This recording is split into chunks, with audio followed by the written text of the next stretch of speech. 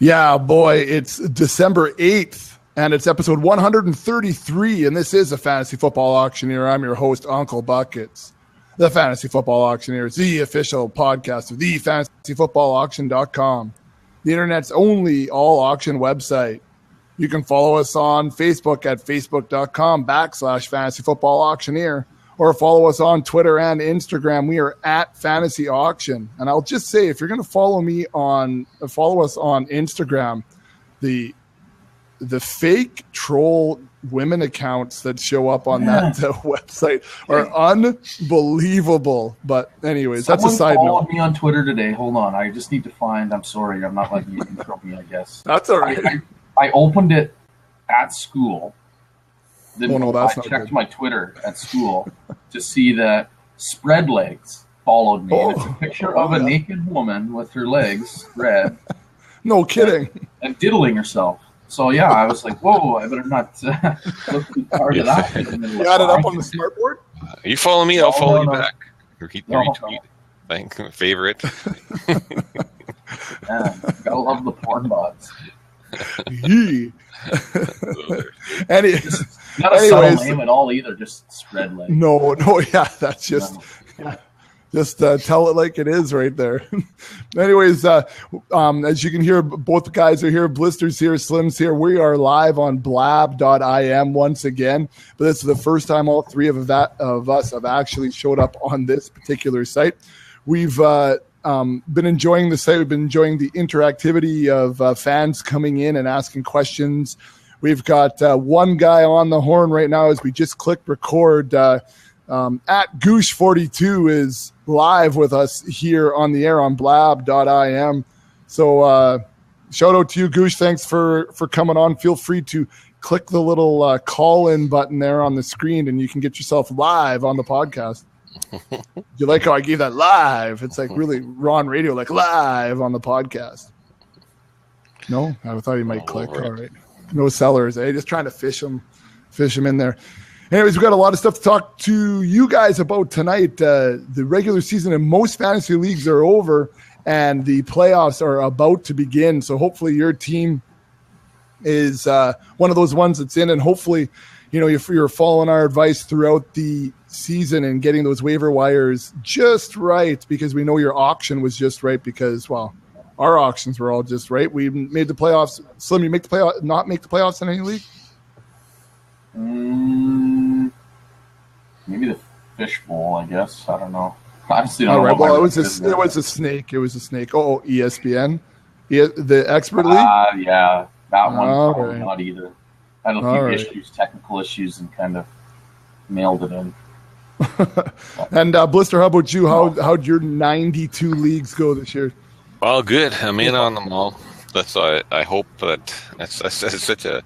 Today was a stressful day. You want to make sure you got your lineup set properly and you have the best eke out every point you possibly can. And I've been waiting for some stuff to be released and still looking for updates on some players. But it's a fun season. You hate when it comes crashing to an end in the first round of the playoffs. You want to get a chance to get to the big dance. So I'm hoping and praying, and probably won't put the iPad down for a few days now. I might actually have a heart attack Sunday morning, I think. So scary, but so exciting. I love the stress now. I was thinking about it this week, just as you're trying to get in the playoffs. I just like sitting there watching all the games with that stress just kind of weighing on you. It makes everything way more exciting than just laying there watching the games, flipping through the channels on. Well, that's where, I just love watching Red Zone for that, right? We're going to go split screen, and you're trying to watch both sides and try to figure out which way it's going. And, okay, does my opponent in league number 4 have the guy that's about to carry the football? And it's crazy. But I love Red Zone for that, for just trying to track the fantasy. I did have to listen to it live on Sirius, though, and it's just not the same when you're listening to the Sunday drive. Is that what they call it during the games? So. Yeah, I think that's what it's called. So. It's pretty good, though. I mean, if you're going to be in the vehicle, at least you can follow it. And actually, if you go over to the ESPN on Sirius as well, they do the live fantasy throughout Sunday too, which is pretty good. So you guys are playing against each other in one playoff round, though, right? Coming up right now in the Canadian Championship. That's right. We are. Yeah. Just warned me. I was going to pull that up 75 seconds ago that we shouldn't have told you. Maybe you wouldn't have set your lineup and give me a chance here. No, I would have. Let's see what happened. So that was a 14-team league. 8 of us made a playoff. Ooh, Slimmy and I both got 8-5 records. I finished 4th. He finished 5th. So I must have squeezed ahead of you because I know you were ahead of me most of the year, I think, on this one. 2-quarterback league. And, yeah, that's Adrian Peterson. 2-quarterback league, and I only got 1. Not a good. I was trying to trade you one, but it was too late. I didn't know the trading deadline shut down so early. Yeah, you don't have... Benches are pretty thin there, eh? Holy man. Mine is. The starting lineup's pretty thin. Not bad. It was one of those. I had Edelman, Washington, Flacco. He was done. And it's not like you just run to the waivers and grab. There's nothing out there. I lost Forsett for sure, and I feel like somebody else. I picked up Edelman, just in case he came back. Any updates on the Scott Fishbowl heading into the playoffs here before we move into some news? Yeah, well, Fishbowl, you're in, aren't you, Bex? I am in. I had a bye last week. It actually started week 13, their playoffs, and I had a bye to this week. So now it becomes a total points thing, and they eliminate teams as we go on. So you're not necessarily playing head-to-head. You got to be in the top half of the scoring for all the games in your division. So I'm competing for our division championship, overall championship. I was, like I said before, one of the higher scoring teams in that league, out of the 360. Another kind of cool thing too.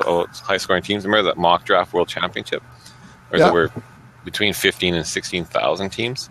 I have my best team right now is 35th overall. So, no kidding. You do well in those mocks. You're throwing about 400 of them, though, right? Well, I had about 20 teams in there, but 4 weeks left, and hey, make up that few points. That's the difference, and I think first place is $5,000. So that would be fun for just farting around in bed before I go to sleep, putting in a team or two. That'd be a sweet day. I just did some checking on my MFLs. I think I joined 4 of them maybe this year. It wasn't very many, but instead of mocking, I would throw it in there. Then at least it feels sort of real and it's slow, and you can be methodical and think about it. Whoa. Throwing it in there, slow and methodical. Slow and methodical, baby. That's how we roll. MFL, right? Okay. Yeah. Well, but I think I'm second or third place in all 4 of them, I think, right now. I just checked them, so it'd be nice little kickback, pay off some entry fees as we. That would be good. Yeah, I had a couple draft and goes on Scout, and one I finished 5th, so just out of the playoffs. Only the top 4 teams make it out of the 12, and the other one I'm in. So hopefully that can translate into something as well. All right. Well, the schedule for tonight is we're going to go through some fantasy football news. We'll get the boys to talk about the implications. We won't do it as a buy or sell. We'll just talk about it. And hopefully while we're working our way through here, we'll get some more people jumping into either the chat along the side, asking some questions. So, Goosh, if you have questions, feel free to fire it out there. I saw Ross popped in and out. If he's from the City of Champs, we saw him last week, just as a for instance. So hopefully we can get some of those as we're rolling through, and we'll recap what happened in This Is the Man last week, and we'll see where we go from there. Sound good, guys? Sounds good. Sounds good. All right. Well, I didn't do it last week, so if you guys are ready, then I'm ready. Let's cock the hammer. It's time for action. All right. Let's roll into some fantasy news here right away. The first headline, I just love this from Fox Sports. The quote from Mike McCarthy is that Eddie Lacy is quote-unquote rejuvenated. I guess so. He hasn't played in 2 weeks.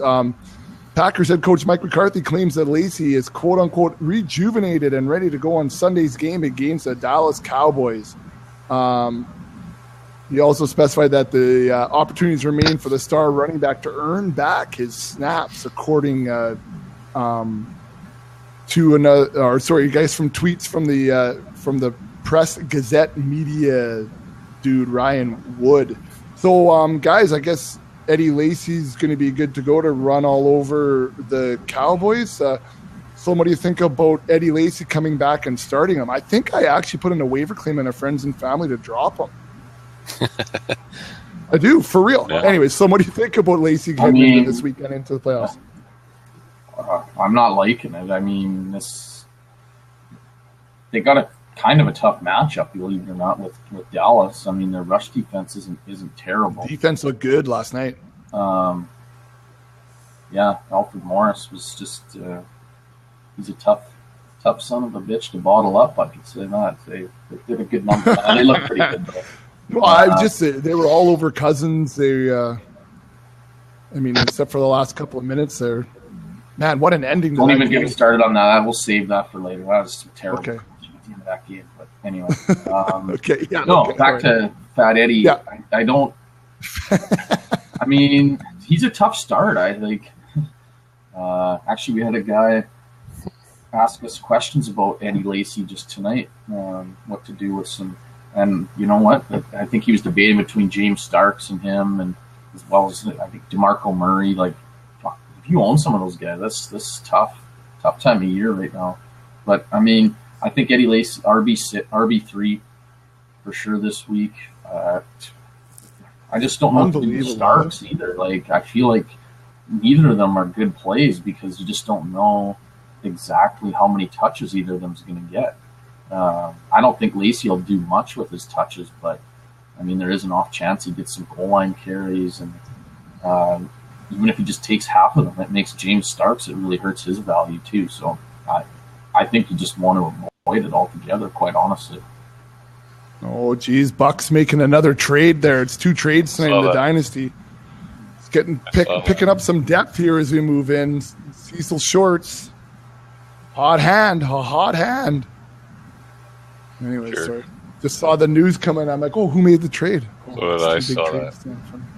Anyways, actually, I think I put in a waiver claim in this little friends and family league I started, and I think I chose to drop him because I'm not going to drop Jonathan Stewart or Darren McFadden, or I have Drone there too. So, I mean, I just don't know what I'm going to – I needed another receiver, I think, or a second tight end, I think, because the tight end crew in in San Francisco Slim is a little thin, shall you say? A little bagged up right now, yeah. It's getting tough sledding over there. What's that? Blake Bell. Yeah, well, there you go. All right. Hey, we were talking about the Skins game and Cowboys earlier, so let's head into news number 2 here. Gruden says the Skins err on the side of throwing the ball. So this is according to CSN Mid-Atlantic. The Redskins have not been running the ball well at all. In 7 of their last 8 games, they've averaged less than 3 yards per carry, while there is something to be said for sticking to what you believe in. And I really hated that in the commentary. If you just keep running the football and look at Kirk Cousins and his play action passing and highest ranking. And it appears that Jay Gruden says that that has to come to a point. We have to look at what we're doing. It hasn't been pretty for 7 out of the last 8 games, Gruden said. So it looks like maybe they're going to start throwing the football a little bit more with Kirk Cousins. Lister, what does that say? Would you play Kirk Cousins now because they're going to throw the football a little bit more? Are you liking D-Jacks more? Are you benching the running backs? I don't mind Kirk Cousins. The right matchup, so I think he can really produce for you. And I think going forward, he has a couple coming up. But I do play him in Scott Fishbowl. Actually, he's one of the 2 quarterbacks I run. Chris Thompson, I think, is the guy that'll probably benefit the most. I think he's showing that he's the pass-catching back, and they have confidence in him. Alfred Morris, you might as well. He's done. He's not going to be involved probably very much at all. Matt Jones could still be the back of the future, but he's got to stop putting the ball on the ground. So I think Chris Thompson benefits the most. Probably still available on some of your waiver wires. So going into your playoff run, stash him on your bench. I mean, if it's PPR and he gets 7 or 8 grabs a game, which is pretty solid for a running back, he could put up easily double-digit fantasy points from that. And I should be looking at him in a couple leagues where I have Theo and Belial starting. He might be able to edge one of them out. There you go. Slim, thoughts on does this make like Pierre Garçon a little bit more interesting if they're going to start focusing on the pass? Yeah, maybe a little bit. I mean, I'm not sure exactly how much more passing they're going to do. I mean, I don't know. It's Washington. It's not. I don't know. There's not that many great fantasy plays there. I don't think there's going to be enough to. I still like Jordan Reed, even though he's kind of struggled as of late. But yeah, maybe there's a little uptick for some of these guys. But Matt Jones, I guess, is still kind of the guy there, and the rest is, I don't know. Hit and miss, though, eh? Wow, the whole offense is hit and miss. That's true. Washington, they're just inconsistent, and it's kind of what it's going to be, I think, for the rest of the year. So, I'm not going to get too excited with this news. I mean, they still got to run the ball, so yeah, I'll believe it when I see it, how much they continue to throw it. So, well, let's stay in the division with some more news within this division and tight ends. I guess as you're speaking about Jordan Reed, Larry Donnell was placed on IR.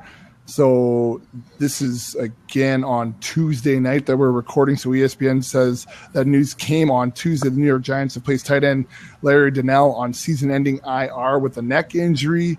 So he's missed the last 4 games of the injury, and they've put him on IR. So what do you guys think about Will Tye moving forward as the Giants' top tight end target? Well, I'm personally not excited about it, but Odell Beckham's going to gather a lot of attention. Ruben Randall's kind of in the doghouse because he's run a couple bad routes in the last couple games and been causing an interception, and I know Eli has voiced a bit of displeasure in what he's been doing, so Will Tye could get his fair share of targets, or he could be the only guy open out there. So I think you got to look at him. Another guy that, depending on what you have for tight end, Martellus Bennett's the next one. He also went down. I apologize to Goose. He probably knew that before I offered him in the trade today. I figured that maybe he'd want him back, and he's a Bears fan, and he said no chance. It's probably because the trade was crap too, but I just thought the Bear part might sweeten it up a bit, but I didn't realize he's going on IR, so that affects me in a lot of leagues actually. But I guess Will Tye is a guy that could be potentially their number 2 look after Odell. If Ruben Randall's in the doghouse, nobody else is really stepping forward there. Guy you got to maybe stash on your bench. All right. So let's move on and let's go to the other coast. Let's take a look at Marshawn Lynch, who's making some progress, but no return date has been set for him yet.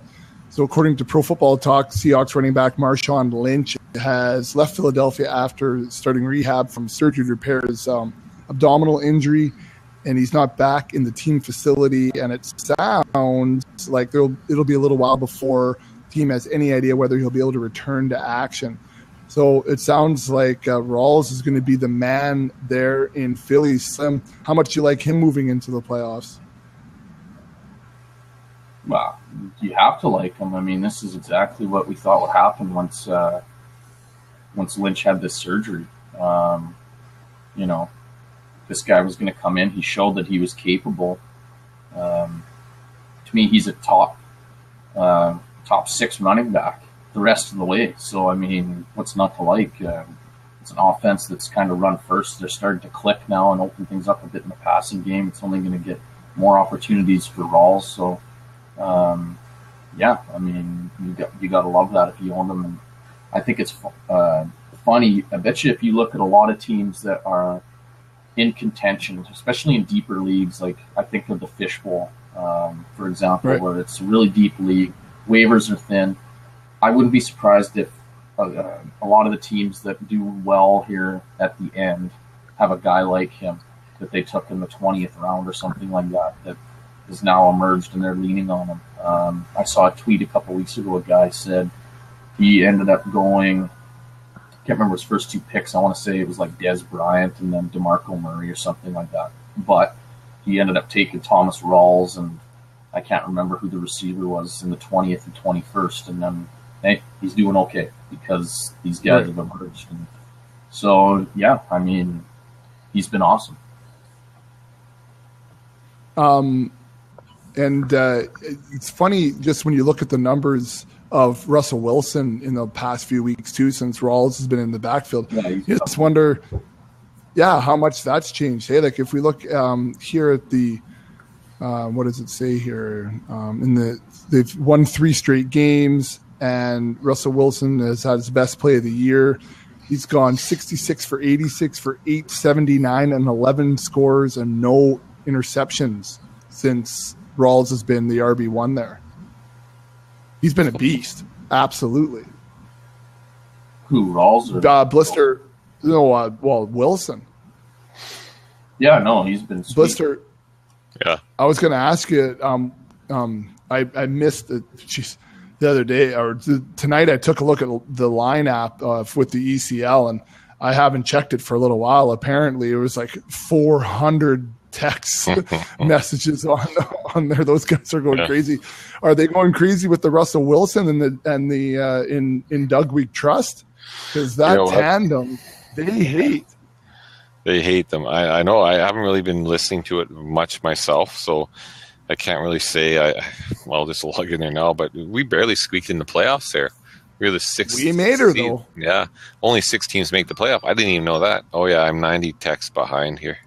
Now it's just because I logged in, it just started beeping. It's a bang, bang, bang. Talking about a lot of movies again.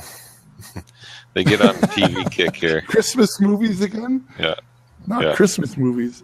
Sorry, Slim. Anything. But. Hey, you guys want to do live trade negotiation right here? I was just sent a trade offer by the tightest man in our league who doesn't listen to our podcast. Avis? Or Bot? Avis. Avis, yeah. So, used car salesman. The used car salesman wants my first and his second for Travis Benjamin. Yeah. Discuss. Travis Benjamin.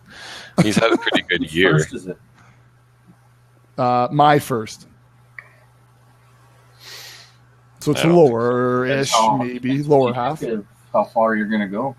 I'd think about that. Well, if I just picked up Cecil, which is okay. I'm fairly deep at the wide receiver position, and I just thickened up my RBs.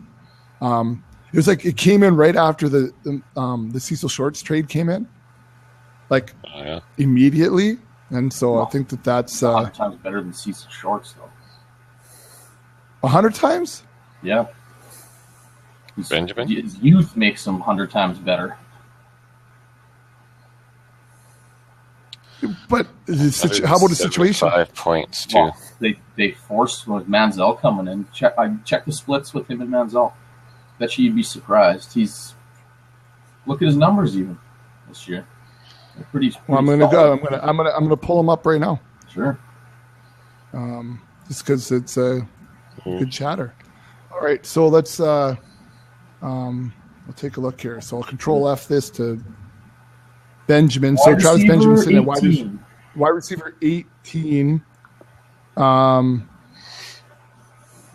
So he's 22 points in week 12, 18 points in week 10, 5, 6, 7, and then some big scores in the front end of the season. And then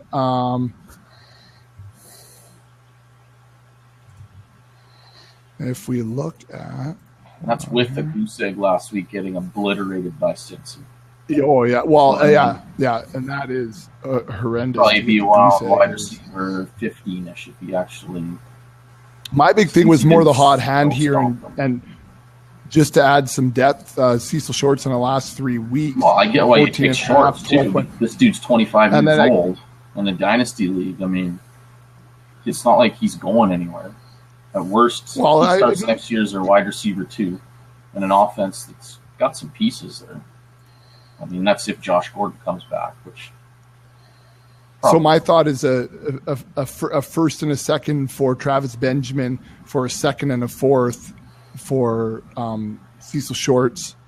So okay, you it's a asked difference about of the a trade. first Now you're and fourth. comparing it to Cecil Shorts trade. I don't understand. Now we're talking about something completely different. Well, no. I'm just saying that, like, I don't find that trade now for me to be of No, a whole maybe lot not, of use. But it's just, you're talking straight value. I don't think giving up a late first and late first and an early roll the dice second. Yeah. I mean, if the second's really high, then okay, that changes things too. But I mean, well, it's his second, So it'll be good. Yeah, well, it's going to be good then. It's going to be top 4. yeah. So I mean, it's top No, it's 16. not. It's not terrible. And he's been trying to move Benjamin on me for 6 of the last 7 weeks. It feels like here. But I just, I guess rolling the dice if you are looking at next year, and I guess I was doing a lot of focus in for this year, and with this playoff run happening right now. So. Yeah, no, I can see your point though. The age. I mean, Cecil's 27, so if he stays healthy, like I don't know. I'm That's a different. question. I look at it like if I'm getting value, I really don't care. I'll make the trade most of the time. Yeah. I think, but I mean, it's different if you're rebuilding or whatever. But I don't necessarily think. Well, I thought for the last 16, let's say the last 36 weeks that my team was rebuilding. It's legitimately called under construction for a reason. So, but anyways, okay. Well, I just thought it's a good conversation as it just kind of came in here. And who do you play in the playoffs? Oh no, Dynasty. I have Hilly, I think. Oh. See, Goosh just demoted Joik Bell blister. I saw that. Everything going to be okay there? You like that Lions backfield? Yeah. Okay, so let's. I had a interesting tight end situation because we were talking about that with the 49ers. So you guys have seen this? Baltimore Ravens have promoted Conrad Roland or Rayland or Reland from the practice squad, and they've also signed Richard Gordon to the 50-man or 53-man roster.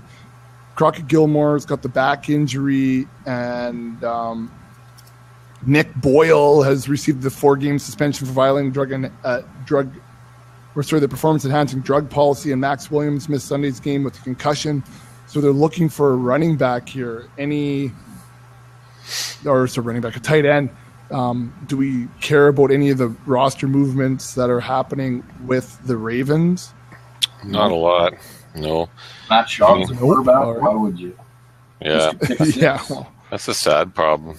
Yeah. They find a defense that's playing against them. You're going to probably get a touchdown or two. So that's right. That might be the only thing about the Ravens that matters right now. But Javoris Allen's getting a lot of touches, and he's doing quite well with them. I know he's got a tougher matchup this week, but I think just because of volume, you gotta have faith in him.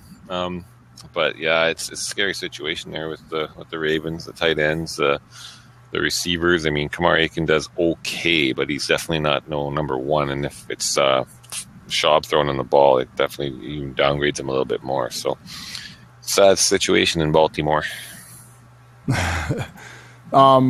Let's slide into another sad/interesting situation. The Tennessee Titans. They're talking about pledging to give David Cobb half the workload in the running game. They pledged.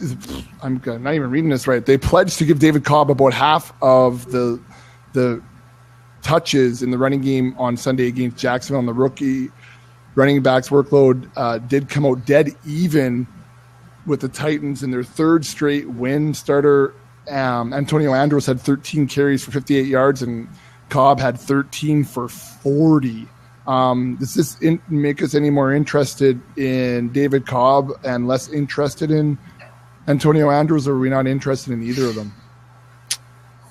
Well, Andrews was good before, but with getting the majority of the touches, and this obviously hurts him. I don't think you still want Cobb. I mean, I get why they're doing this. They got to see what they have, but definitely hurts Andrews owners. That's for sure.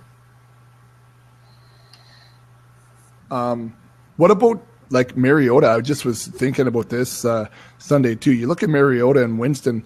I mean, I know we always talk about the rookie quarterbacks, but man, they've been pretty strong, especially fantasy wise. Hey, they're putting up some really nice numbers this year. Yep. Yep. I just never feel like you could pull the trigger. It's kind of like Tyrod too. Like I just never think like, man, can I just start one of them ahead of Phillip Rivers or something, along that lines? Is that just me, or? I think now's the time to. I mean, unless you own like Cam Newton or I'm trying. To me, anybody's streamable now. Really, you play the matchup. Yeah. I mean, Tom Brady's pretty safe, but I mean, like you got all these guys like Mariota. Derek Carr, I'm trying to think of young guys. Even Blake Bortles some weeks, right? Well, even last week he had 33 points. But I mean, Aaron Rodgers has been shaky. Carson Palmer's been fairly solid up to this point. Russell Wilson was a little bit iffy. He's come on lately. Rivers is tanking now because the offense is falling apart. Breeze has been all over the map. No luck. I mean, this is the year to stream, man. So I don't know. To me, Mariota, Tyrod Taylor, I like those guys. They have low floors, or pretty high floors, because they can rush the ball. And they pick you up 50 rushing yards every week. So there's 5 points right there without them even having to throw a pass. So I like those kinds of quarterbacks, even though they might not net you the high-end numbers a lot of the time. They're going to be sniffing around 20 a lot of the time, and that's really all you need, a lot of it. So, not sniffing around 30 like Ryan Fitz, eh? Well, I mean, he's another guy, though. I mean, he's got two really good receiving weapons with the right matchup, which was last week. I mean, I think just about everybody called for them to completely obliterate the Giants secondary, and it started off a little bit shaky, but near the end, they kind of figured it out, and Bilal Powell had, I think, almost 100 yards receiving. Decker was over 100. Marshall was over 100. Like, they carved them up pretty good. So those are the quarterbacks you want to start. Well, in blister like Ryan Fitzpatrick, I'm just looking here, since their bye, 27, 21. He had a 3. So you throw 3 out of there. So 27, 21, 18. Too, right? 7. Yeah, that's right. 17, 18, 29, 26, if I'm rounding up. This is some pretty monster. Very steady. There's a couple TDs every game. Very, very, very consistent. Probably his best season, I think, because usually he starts off strong and fades off and ends up crap. But this year he's been really playing well all the way through. And it's nice to have Marshall and Decker, a couple of guys to throw to there. Yeah. They've been very steady. So just an interesting thing I just noticed. Last year, I think there was about 4 or 5 quarterbacks. I think 5, maybe 6. 5 for sure, that averaged 20 points a game last year. There's 13 doing it this year. So there you go with how replaceable the quarterback position is. Those guys that went and took Aaron Rodgers for over $30 this year are kicking themselves when Andy Dalton, we'll say 12 quarterbacks because Geno Smith is counting in that, because his one game he averaged over 20 points. But like Blake Bortles, Mariota, Tyrod, those guys are all averaging over 20 points a game. So, I don't know. Well, I mean, that goes to prove, remember the other, I guess it's a couple weeks now, Slim, and we had, was it with you or was it you, Blister, last week when we had the tech podcast guy on? Yeah, he was on last week. Mm-hmm. Yeah, and remember he was like, he never really heard of this streaming quarterback talk, and so we talked to him for quite a while, and I mean, there's your proof, right, Slim? Like you're saying, these guys all the way through. There's just a ton of guys you can be streaming that are all performing awesome. I mean, well, I guess say awesome, but I mean, even from if we look right now in our dynasty, from quarterback 8, which is Phillip Rivers, down to number 19, Matt Ryan. I mean, you're looking at 17 points plus on average per game, right? Yeah, and it doesn't have to be awesome. I mean, the point is, you took Aaron Rodgers. You're going to start him every week. So all those weeks where he got you 16, 6, 14, there was a lot of options that were still getting you 20 or more that you could have been using. And you still could have. I mean, maybe you could have picked one of those guys up off waivers. For example, Ryan Fitzpatrick probably wasn't drafted in a lot of leagues out of the draft. In our league, I remember, like in our home league right now, I have Bortles, Mariota, and Tyrod Taylor. I doubt any of them were drafted. I think I drafted Bortles out of the draft, and that was super late. And the rest I picked up off waivers and been streaming and mixing and matching with whoever was out there. But, I mean, it's been doable. I mean, it's I don't know. To me, this just shows, like you said, I don't get why. And that's not to say that Cam Newton isn't somebody you'd want on your team. It's just at the price you got to pay, it doesn't make sense to me, math-wise, to do it. So this year I drafted guys like Andy Dalton, Derek Carr, Carson Palmer, all for cheap and for $2 probably. Top 10s, so, and they panned out. And I can't figure out which one to start. Well, that's the hardest part coming in, because they're both. I mean, like I have Andy Dalton and Carr in a league, and I have Palmer and Carr, I think, in another league, and I'm still kind of looking at matchups to try to figure out which one to do, and it's tough. And they're top 10 quarterbacks. Mm-hmm. So it is interesting in that regard. Hey, and speaking of interesting, I don't know, because we haven't gone through the full news in the last couple of weeks, so I don't know where if I've been sleeping under a rock or something. But Stedman Bailey got shot in the head twice. Yeah. What? That ain't good. Yeah, it happened. Yeah. On their bye week, was it their bye week? I can't remember. It says November 24th. I'm just looking at here. Yeah. They're saying that he still might be able to return to football. What? Wow. Yeah, he's lucky to be alive. Well, yeah, totally lucky. I mean, that's not good for anybody. Speaking of shots to the head, Ryan Matthews is passing his concussion test. Sorry, it's a good segue, kind of. Yeah, you know what I think? I mean, obviously Darren McFadden DeMarco Murray. Sorry about that. DeMarco Murray. Trading Eddie Lacy for DeMarco looked good for about 1 week. But the worst part is we lost that first rounder with it. And, what a couple of losers those guys turning out to be. So Ryan Matthews, I mean, he was doing better when he was healthy. Yards per carry and everything had a little more burst than did DeMarco. So I think if he comes back, him and Darren Sproles are gonna just kind of push Eddie Lacy right back to the bench. I mean, he saw 14 snaps last week and they won. So why would they give him more this week?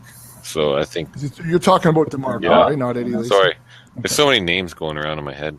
So many lineups, but yes, DeMarco, he's screwed. So yeah, Ryan Matthews coming back. I mean, he's got through his injury. If he's healthy now for your playoff run, you're probably pretty happy.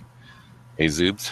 So are you worried? Well, not worried, but like, I guess you just take this week and Sproles for what it was worth, and then move on. Like, I mean, he can't be super viable. He's not going to put up numbers like he did this week, right?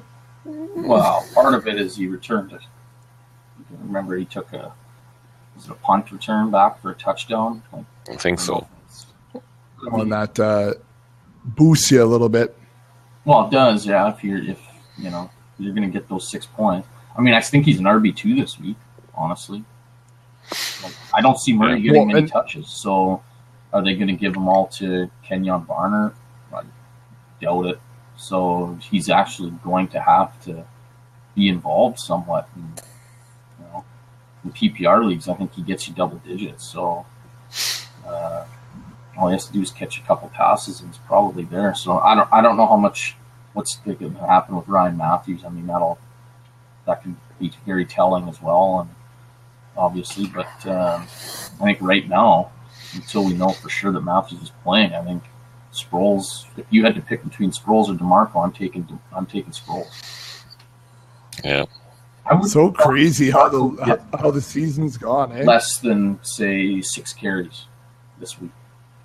Wouldn't just the way they're talking right now, and I heard today DeMarco had a meeting with the owner, went over everybody's head, went to the owner talking about how he's not being used properly, and hey man, you agreed to go there. You had this perfect situation. You looked like the man there. He was sick, and then whatever. I'm not going to fault a guy for wanting more money. You got to get while the getting's good, but you can't complain if it's the pasture's not as green. I don't know. I don't know if it's usage. I mean, he's only averaging, I think, 3.5 yards a carry. So does that come down to him or the coaching staff or whatever? I don't know. I look at it as well, like, if you want more touches, average more than 3.5 yards a carry. But yeah, that's just me. Maybe that's my Tom Coughlin thinking coming out right there. I don't know. Old school. So we talked about Ryan Matthews and the concussion. Alan Hurns looks he's out of the concussion protocol, and he's been cleared to practice this week. So where do you guys have him slotted heading into your first week of the playoffs? Sorry, I missed who we were talking. Alan Hurns. I like him. Dave Hurns. Yeah. I mean, offense, right? He's been pretty consistent when he's been in the lineup, and they look for him around the red zone, and his numbers. He's got a chance to give Jacksonville a second receiver this year to go over 1,000 yards. So I think that's something you don't hear very often. Jacksonville one receiver, but Robinson, I already think, did it. So Hurns has a chance to do that too if he can continue to finish out the season. So I like Hurns going forward. I think that offense is pretty strong, and they put up some big numbers from week to week. Brock Osweiler is going to start again for Denver heading into this week. How are we feeling about that? I know Peyton Manning's been working hard now because I think maybe he's starting to feel the writings on the wall. Maybe I don't know what's going on heading into the playoffs here. But how do we feel about Osweiler and the Denver D? The Denver D is pretty up. Sorry. Yeah, the D I like. Yeah. Come on. Thought it was a little bit of a weird correlation. Yeah. No, I throw it. Whatever. I mean, Osweiler, he's just he's not flashy or anything. I mean, I think there's a lot better options. But if you're in a real pinch, if you had Andrew Luck or something, maybe you didn't have a backup, and now Hasselbeck is a little pretty blah, and Osweiler you got. I mean, he's definitely serviceable. He's in the mix with the likes of, Tannehill and Cutler and Stafford every week in terms of, I think, potential points. So he's not, he's just kind of that in that high QB2 kind of range, I think, every week. Blister, what about the rest of the guys in Denver? The running game, who knows what's happening there? Even the passing game. Well, it's been kind of abysmal. Emmanuel Sanders looked okay. I mean, he seemed to be. Demaryius Thomas, I have him in the ESPN league, and a couple weeks ago he put up 2 points or something like that. Terrible, and that ain't cutting it. C.J. Anderson hurt his ankle. He's questionable this week. So Ronnie Hillman, if he doesn't have to share with CJ, I think is a solid start. But it's not the same receiving core you have. I mean, Peyton wasn't playing well, but you always had that hope that he was going to find his guys and hit them. Brock's got a strong arm. They've been winning with them, and I think every week and every snap he plays, he's going to get a little more comfortable and a little more, find that consistency with those starting receivers that he probably doesn't typically throw to all year long until like about 2 weeks ago. So I think every week hopefully you can see a little bit more of an improvement and chemistry between them. And Sanders and Demarius are talented players, so they're gonna be in the right spot. It's just a matter of Brock getting them the ball. So I think you can't not play them. I'd play them over Randall Cobb right now. Randall Cobb or Devontae Adams, a couple guys that have a great quarterback but have not been producing. I'd have more confidence in Demarius and Emmanuel than I do over those two right now, which is too bad because I own Cobb in a lot of leagues. A lot. And you just thought, once Jordy goes down, that kaboom, right? For both those two guys. It's been very sad.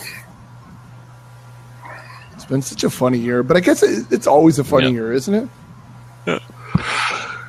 Do we have this conversation always right now, saying like, you look back? I feel like this year is different just because of all the big name guys that have been hurt. Like, when talking fantasy, this a lot of workhorses that you probably took as pillars, big building blocks for your team have gone down this year, and maybe not even for the full season, but for good chunks of it where it would have affected 3 or 4 weeks of, and 3 or 4 weeks in fantasy, that's a quarter, a third of your season.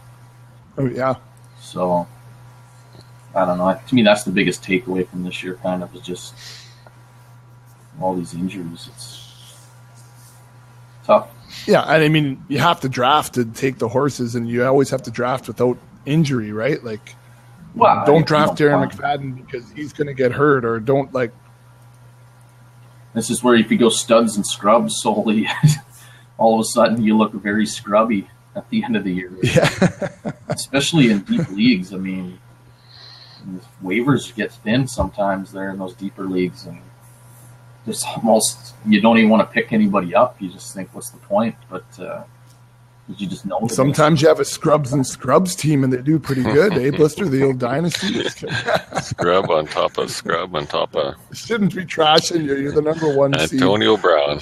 If he can pull off again, that's right. If he Brown can.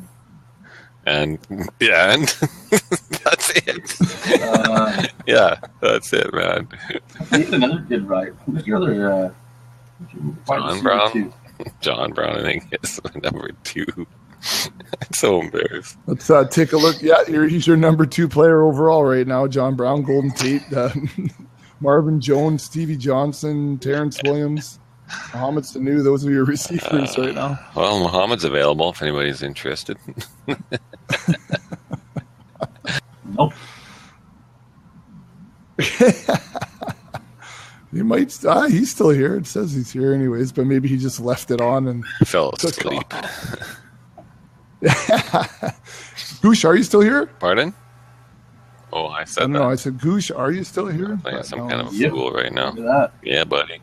There he is. Hey, no, nothing. I'll ask him about it later. I'm just curious on how it works if he's working on his phone. Are you working on your phone right now, or are you working off of the computer? Just curious what Blab IM looks like either way.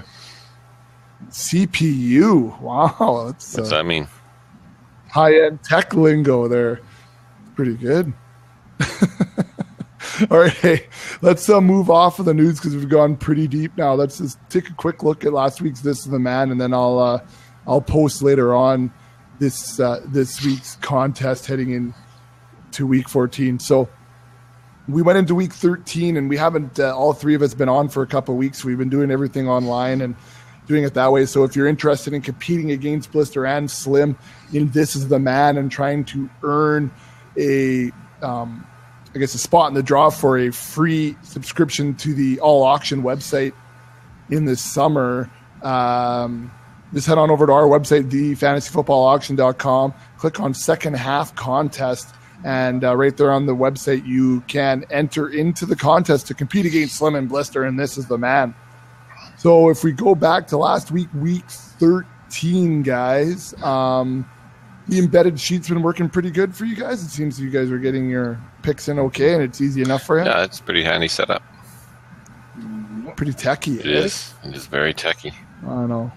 It's I'm cutting edge, you guys. Anyways, working into week 13, we took a look at the quarterback position first. And oh geez, where do I have you guys? You're that one and you're that. Okay, so we had Eli Manning versus Blake Bortles. Slim, well, you took Eli, and I think I started him in maybe the ESPN league. And Blake Bortles, those Blister, huge, monster Big game there. Big game, Blake. Big game. Allen Robinson, big the two of them put up 80 plus together, maybe? Didn't they? Did I play them together last week? Yeah. Slim, did I play those two together last week? Did I stack them? Yeah. I don't think I did. Did I? I think so. Did I stack them? I think you did. That's why I put over 200. Big week lost. For me.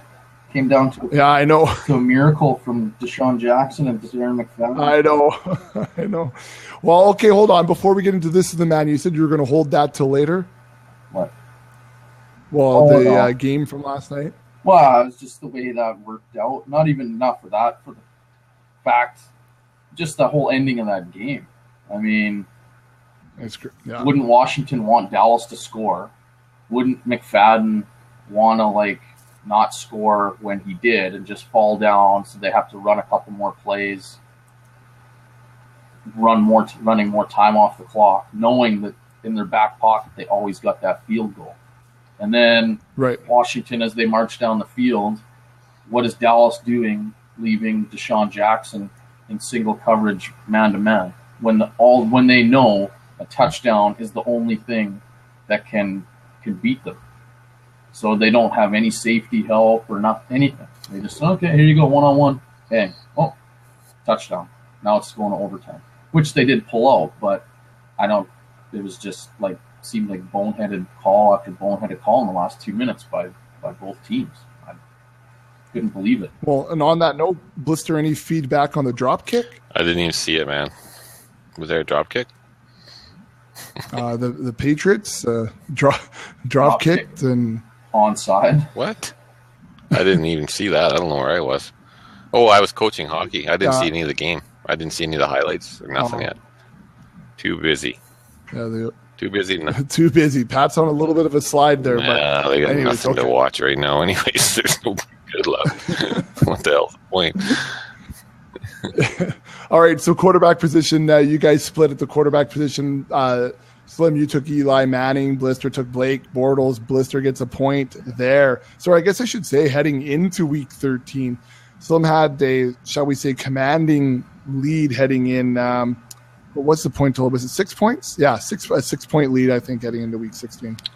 So Blister gets one back there at the quarterback position. We go to running backs. Both of you took Frank Gore over Spencer Ware, and Frank Gore had a good game there. Scored a TD. TD, and that's all you need, right? It doesn't really matter. You see, guys can do next to nothing. You get the 6, and it looks awesome. Anyways, moving on, second running back position. Just got what you took? James Jones for a second round pick. No, thank you. He'll be helpful. Who's that? Oh yeah, he's online. It's good. Okay, so Sean Drone was that's who you took. Slim and Blister took Jeremy Hill.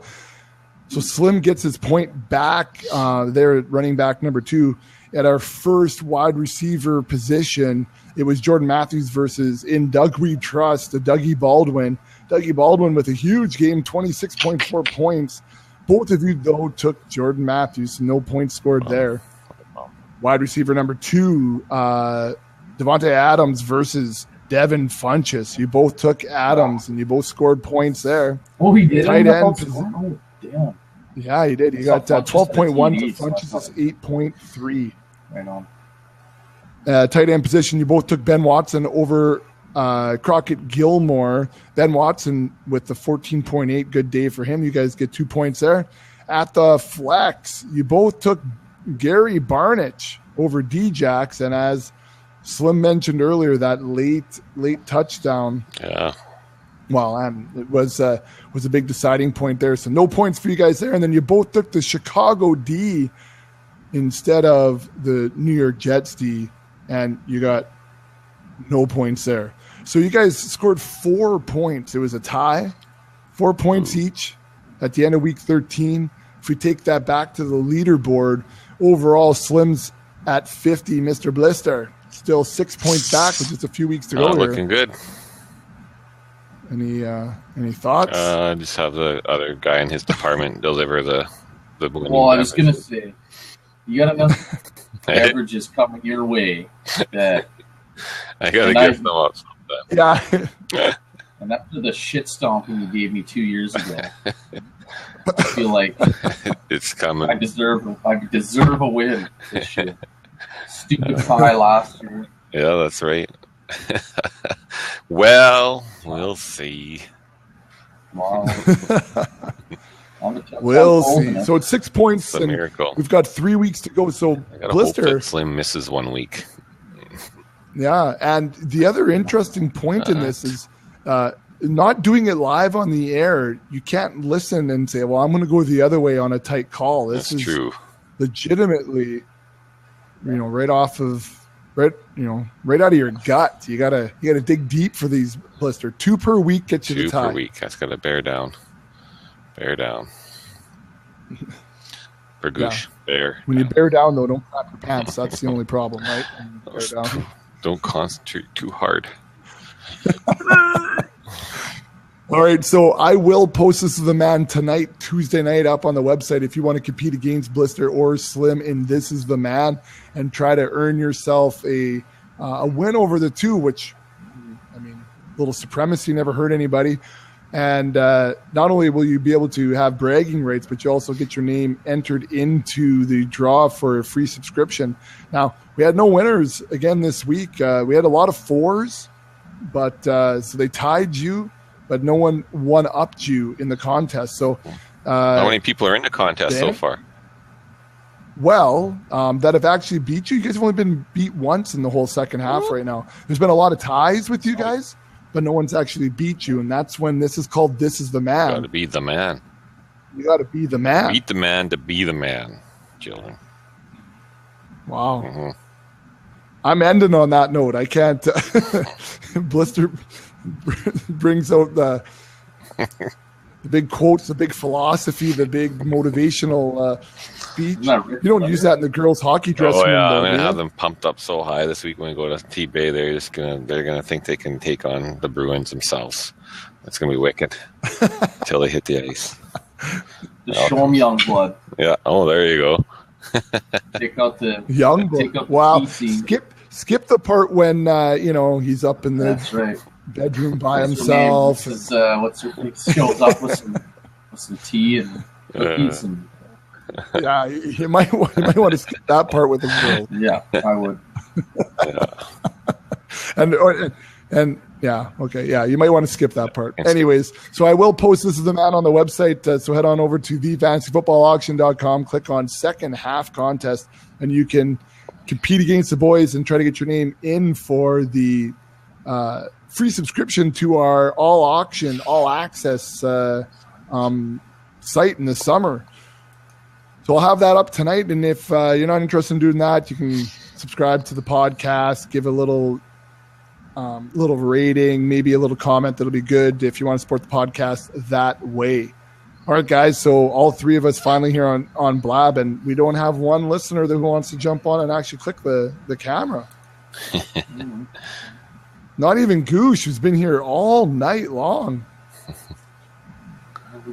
I thought maybe I could taunt him there a little bit to get him on, but busy Xmas shopping. Oh, he's Christmas shopping. He's just listening. All right. Attaboy, Goosh. Attaboy. I hope you got, the commissioner here, Slim, some good gifts. Get me gifts. No comment. Well, you're the commish. Oh, I don't deserve a gift. Hey, you run 2 good leagues. Quality. Still not gift worthy, I don't think. Not gift worthy? Okay. Well, no comment from Goose, so I guess we'll just let her lie at that. All right, guys. So I'm actually going to be over at the school tomorrow. It's the Hour of Code. Oh, yeah. So I'm going to saw that advertised. Popping in for that to work with Johnny Gibson and his math class. I think we're doing we're coding the spherical robotic balls tomorrow. He had his ball out in the hallway there today. Yeah, there's balls in the hallway out there today. He's rolling around. Except you. All right. Another boy, Goosh. .com. All right. Goosh, good luck. Anyways, good luck to you, Goosh. I don't even know what I'm saying anymore. All right, I'm getting out of here. I'll see you guys tomorrow in the hallways of the school, and for everybody else, I'll see you when it's springtime in the Rockies.